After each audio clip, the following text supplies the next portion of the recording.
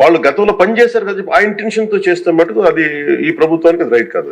అది we are committed for it. At the same time we are here to make sure certain positive changes has to take place.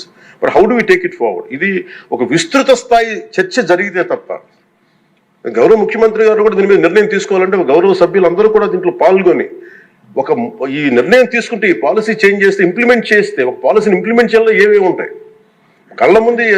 మనకి ఈ రోజుకి వివేకానంద గారి కేసులో murder జరిగిందని తెలుసు, మనం ఇంకా చేయలేకపోతున్నాం దాన్ని. ఇవన్నీ అందుకని దీన్ని ఏంటంటే నా ఉద్దేశంలో అపీల్ టు యూ, గౌరవ శాసనసభ్యుల్ని నేను ఒకటే కోరేది ఏంటంటే, బొండమ్మ గారిని ఖచ్చితంగా it will be taken, it will be considered, and this is my commitment to you all. ఈ సభకి మీ ద్వారా నేను కమిట్మెంట్ ఇస్తాను. పర్యావరణాన్ని చాలా చాలా ప్రథమ బాధ్యతగా మేము తీసుకున్నాం అధ్యక్ష.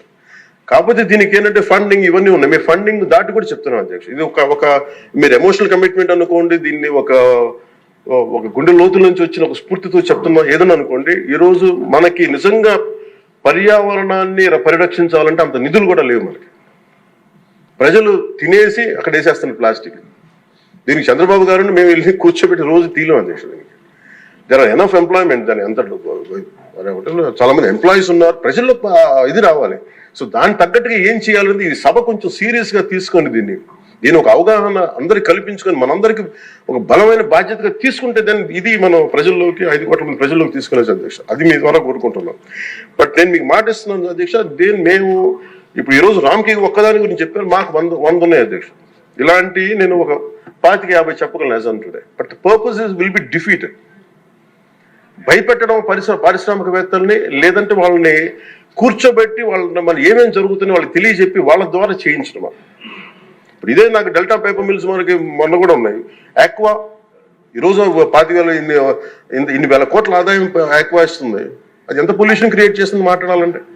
దాన్ని ఇండివిజువలైజ్ చేయలేదు. It should be total policy. అందుకని దీన్ని దృష్టిలో పెట్టుకొని మీరు దీన్ని ఈ ఒక్క ప్రశ్నతో ఈ ఒక్క పోటుతో కాకుండా విస్తృత స్థాయిలో మీరు ఒక రోజు దీని మీద చర్చించి, pollution is the future of our life. Pollution జరిగితే మనం ఎంత డబ్బులున్నా ఎంతున్నా ఆనందంగా బతకలేని పరిస్థితులు, మాస్కులు పెట్టుకోవాల్సిన పరిస్థితులు వస్తాయి భవిష్యత్తులో. అలాగే ఉన్నాయి యాజ్ ఆన్ టుడే. మీరు దీని మీద ఒక నోట్ చేయండి అధ్యక్ష. ఒక విస్తృత స్థాయి ఒక అసెంబ్లీ ఒక సభ జరగాలి దీని మీద.